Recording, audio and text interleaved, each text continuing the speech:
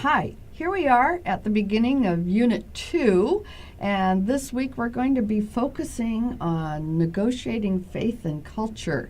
I'd like to first of all just take a moment and think about Colossians 1:15 to 20 and use that as a foundation for our discussions. And how do we make it known and realize that the Son is the image of the invisible God, the firstborn over all creation? For in him all things were created, things in heaven and on earth, visible and invisible, whether thrones or powers or rulers or authorities. All things have been created through him and for him. He is before all things, and in him all things hold together.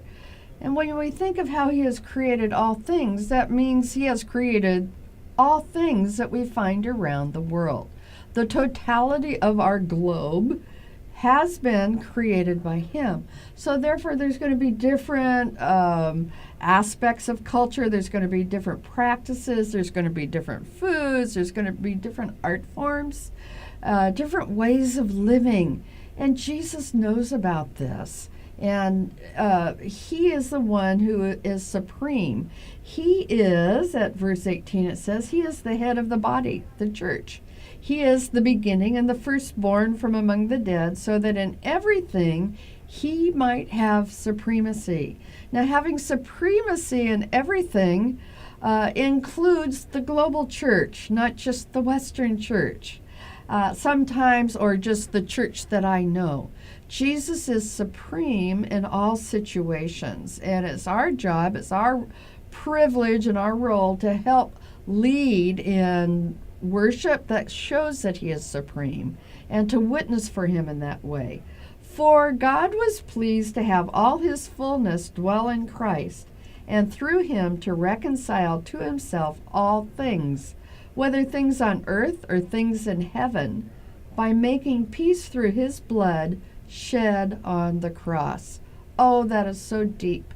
I would love to have you meditate on that for this week and consider the implications for that as we talk about global Christian worship and witness.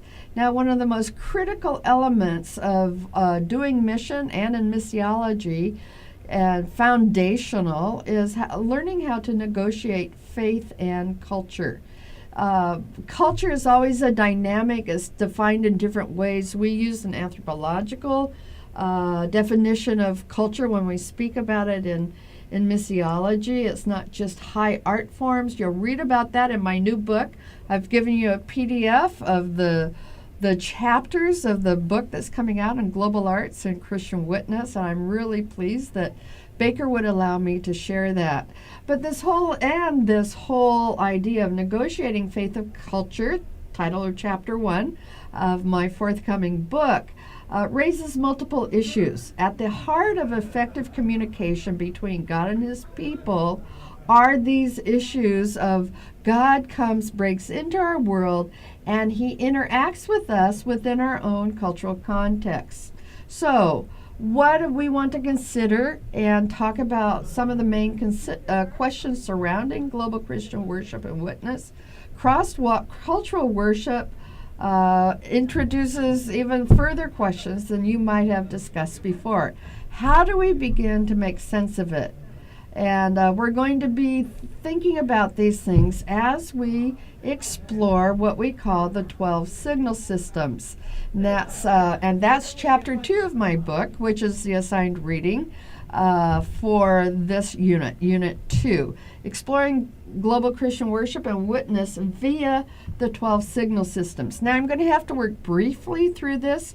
I could spend 3 to 4 hours presenting this material. I'm making 3 smaller clips. I'm going to go quickly over some of the PowerPoint slides. I will present and provide a PDF for you, and I want you to go back and look at them because I have lots of photos and information that I cannot cover at this point, but you can keep looking at that and use some of the pictures to help you think through the issues. Well, worship, like proclaiming the gospel, is based on these 12 signal systems that are involved in human communication. This comes right out of intercultural communication principles, and it's at the core and at the center of almost everything I do, right next to the Bible. Not quite as high, but right there. And so what we want to say is that in these 12 signal systems, we have abundant materials for rich proclamation of the gospel, for making him known, and we use the same materials for worship as well.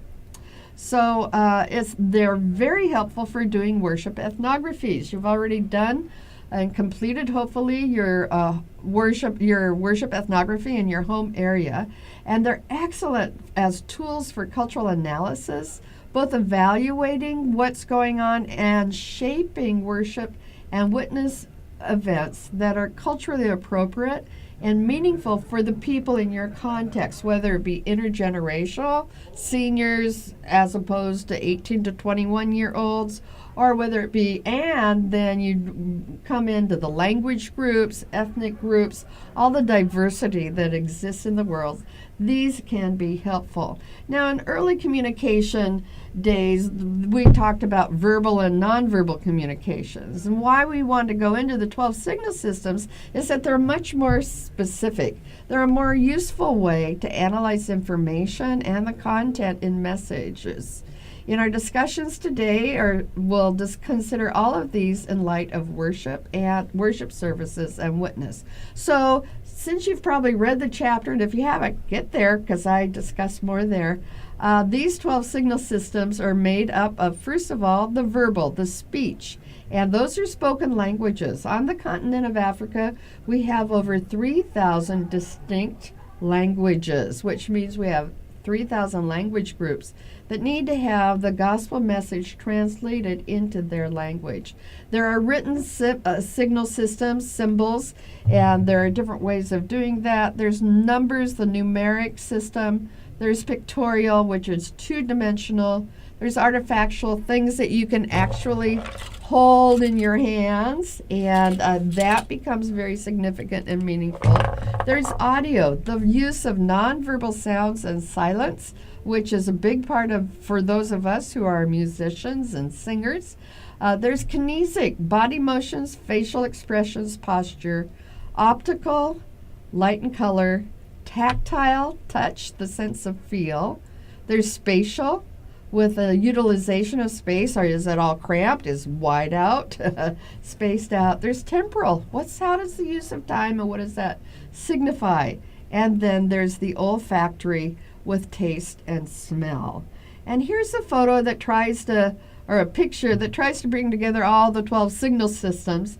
And check yourself, go back and on the PDF and see if you can identify all 12 signal systems. So let's look at each one more specifically, and again, I'll be racing through them, but you have time with your PDF to go back and review them, along with Chapter 2 of Global Arts and Christian Witness, the PDF that's been provided for you in eReserves.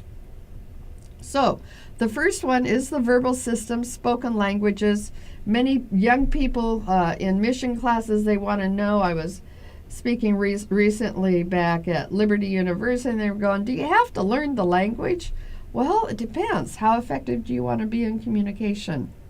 And so there are 3,000, as I said, 3,000 languages on the continent of Africa alone.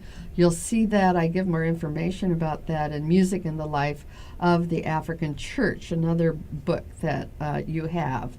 So the question in worship and witness is, what language should be used in worship? What should be the rationale behind choosing a language? Is it just so that everybody can get a little bit and surf the top, or how deep do you want to go? That's one of the questions behind that. Another one, the next one is the written system, and this is taking the verbal and condensing it to paper.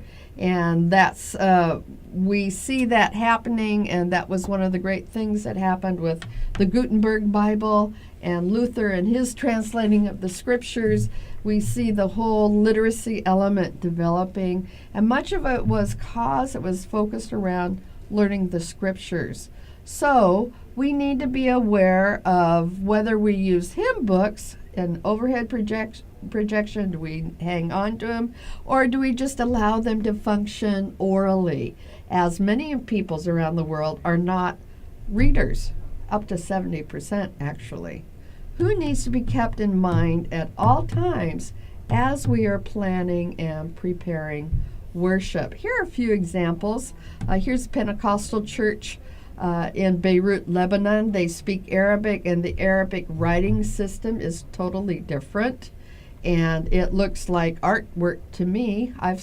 I sing with a Middle Eastern music group, and I have come to be able to understand some of those letters. I still can't read it. It's a whole system, full language in its own, is very beautiful in its writing style. Here's something from a very postmodern church in Oxford, England, and they actually project their written communication on the wall.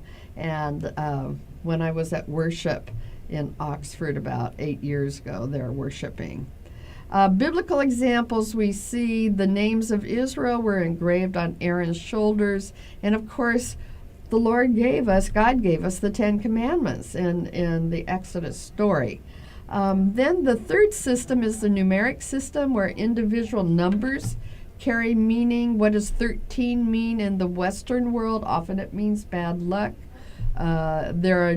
Culturally, you'll find that 5 is an important number among the Xenophobe peoples in West Africa, where I work, because it seems complete.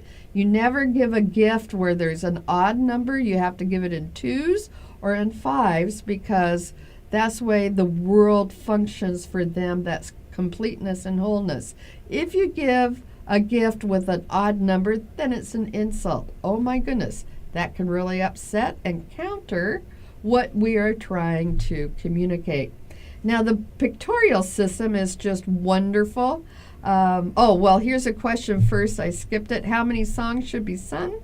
The cultural significance of giving in pairs or even numbers, I spoke about that as well. How long does the singing last? For some people, they haven't begun to sing until you've been going for 45 minutes. For others, it's more of a bacon, lettuce, tomato style of a worship service, where music plays an important role, but isn't so focused or so intense. Let's move on to the pictorial system. This is from Yamoussoukro, Ivory Coast, West Africa.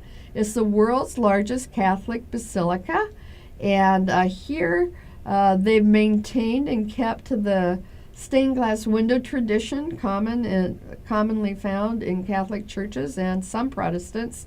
Notice that in the picture, what he has done is Houphouët Boigny, who paid for the church to be built in his native village, he's there worshiping at the feet of Jesus. So he's acknowledging the importance and the supremacy of Jesus at this point. He also kept his fetish, his pond of crocodiles, which are fetishes in the animistic part of his world. Here's a picture of Jesus, someone dancing before Jesus and the cross. This comes from Indonesia and has a lot to say, gives a lot of comment. We need to do a lot of work to be able to exegete this photo. Here's another one. This is from Beirut, Lebanon again. This is from an Orthodox church, and the use of icons and what they imply. And that has a very theological position to it as well. Moving further on, there's the pictorial system. There's an assumption that pictorial systems are universal. They're automatically understood with the same meaning for all people, but the same pictures communicate different things to different audiences. And that's what makes our communication and our worship and witness complex and absolutely fascinating as far as I'm concerned. So just what we'd like to say, and we can be discussing this as we're together. A universal pictorial alphabet does not exist. People will read pictures differently based on how they have been trained to read pictures and how they see them.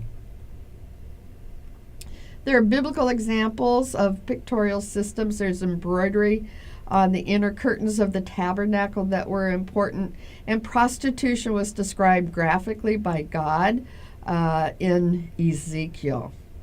African examples, we have pictographs on stone walls of hills and caves through Africa, and they're thought to have been a kind of prayer for success in hunting. So go back and take a look at the PDF later and look at these engravings from Bushmen messenger sticks. They're documenting history.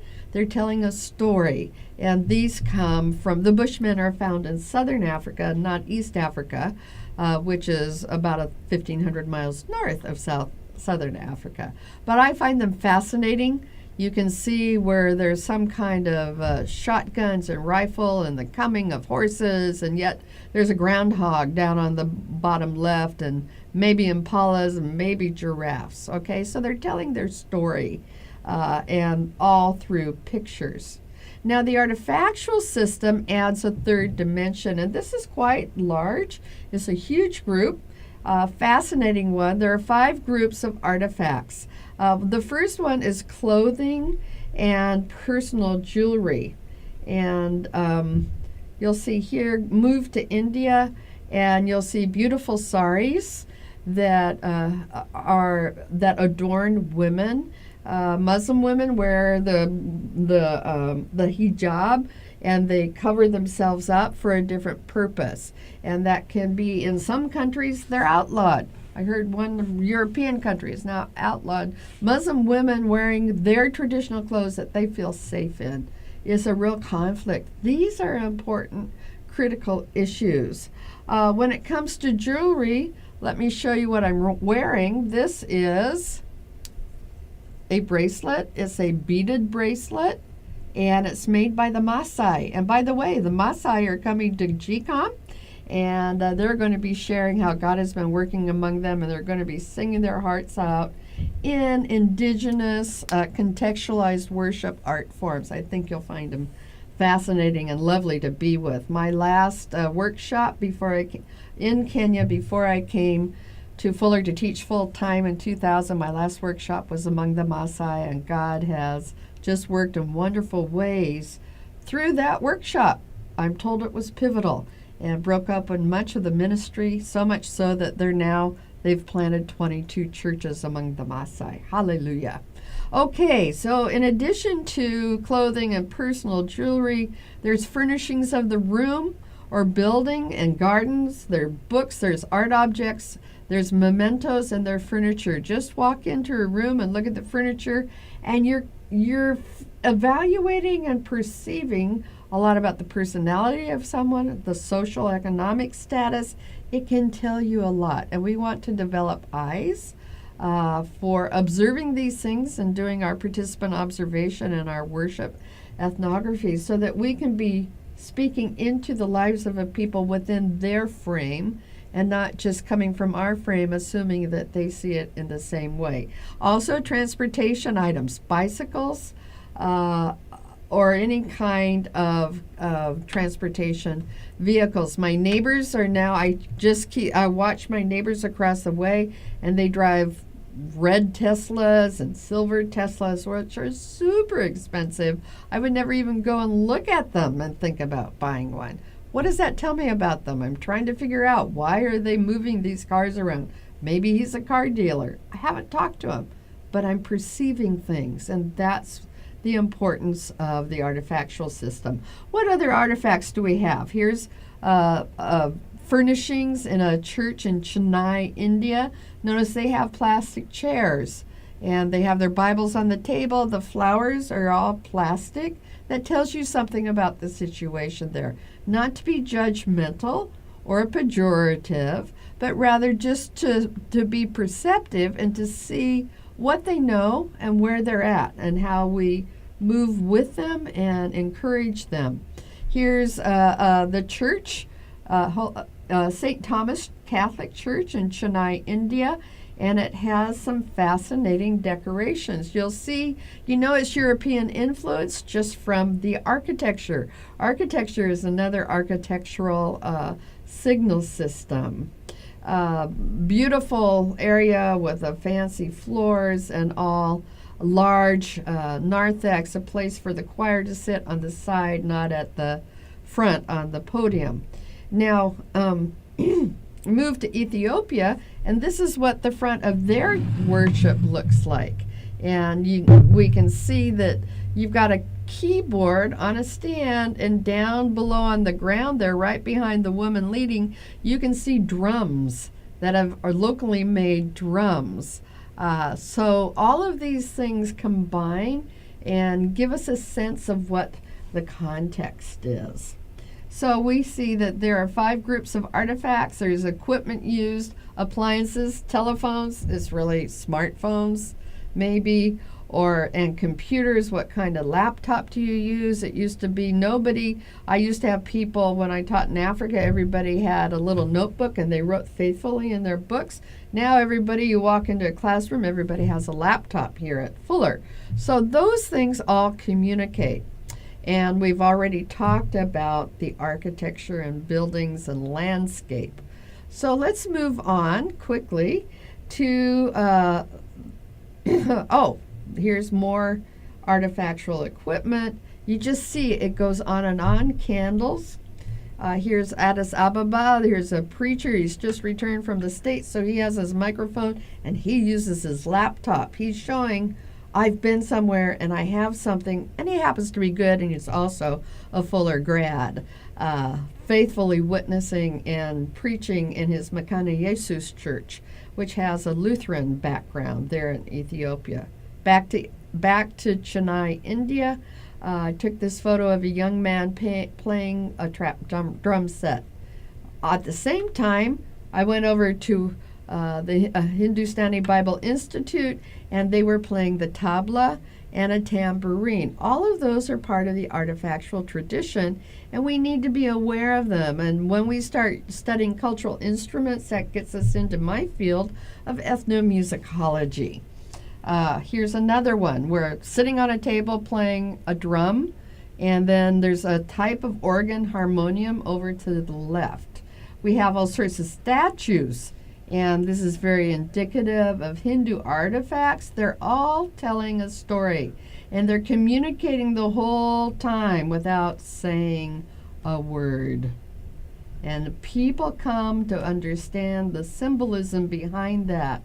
We need to be aware of that. We need to consider, do we need to be using more artifacts? In our own Protestant background, we're afraid of images. We should have no graven images before us. On the other hand, can we have artworks that help us learn the story of Jesus and to help us reflect more deeply theologically? Here's some more. I'm just briefly going to go through them. You can see that they're doing different things. Here we have young teachers who are also worship leaders, choir directors, as they say in East Africa, who are exploring these drums. Now, we would think they would know them, but traditionally, historically, they have not been allowed inside of a church. We'll have much to talk about there. So they're being given an opportunity to consider using them, instruments that implied that African culture was not good enough. And so we're trying to overcome that. In fact, you can see the influences of colonial history of the church, where the book came along with missions, and the hymn book was very important. And here, what you see happening is that only one woman is singing from the hymnal, and the rest of the women are singing their hearts out. They don't read anyway. It's important to know that probably 70% of the continent of Africa, sub-Saharan Africa, is non-literate. They do not read, or if they can read somewhat, it's so agonizingly slow, it doesn't make any sense to try to read and sing at the same time. Now, what you got in the history of Africa and worship is a response, a reaction to the Western style of worship and witness and ways of theologizing. And you have breakaway churches that are called the African Independent Churches. And here you see one in downtown Nairobi by the train station. And they are out doing their Sunday morning worship with white robes, and they have their drums and they have flags. All of those are artifacts that are important and significant in their worship styles. Also, what we need to see happening here, or we move over to West Africa, is here I am on the large pipe organ in the world's largest Catholic basilica in Yamoussoukro, Cote d'Ivoire, and someone let it be known that I play organ. So there I was in the middle of this cathedral, beautiful cathedral that we saw earlier from above, and I had the opportunity to play a pipe organ, which is my first love, on instruments, and I played He Knows My Name and Bach, two-part invention, and people came around and listened, and some who were Christians started singing Tommy Walker's song, He Knows My Name, along with those of us who were there visiting. Now, in the cathedral, if you want to see further this basilica, here it is from the outside. It is beautiful. You could be in Italy. It has all the westernization elements going on there, and it's been brought to this native village of the former founding president of Cote d'Ivoire, Houphouët-Boigny. Let's return, and I want to show you another artifactual architect element here, and that is the well-known and growing by leaps and bounds Nairobi Chapel. They were a church plant from Nairobi Baptist where I led and directed the choir, and they are growing in great numbers. They have a vision for reaching out across the continent. They have multiple churches around the city, just as Nairobi Pentecostal does, and other churches. And they also have a vision for mission and making Jesus known across the continent. One last contrasting architectural style is found in Congo, in a much more rural area, where you see the churches made from basic local materials, mud and local trees. A cross is still a symbolic element of the church, and you have very sweet, wonderful believers here who are offering to Jesus what they have to offer. Okay, that's it for now. This is the end of Signal Systems 1 through 5. Join me in the next part B, where we'll discuss Signal Systems 6 through 12. Thanks.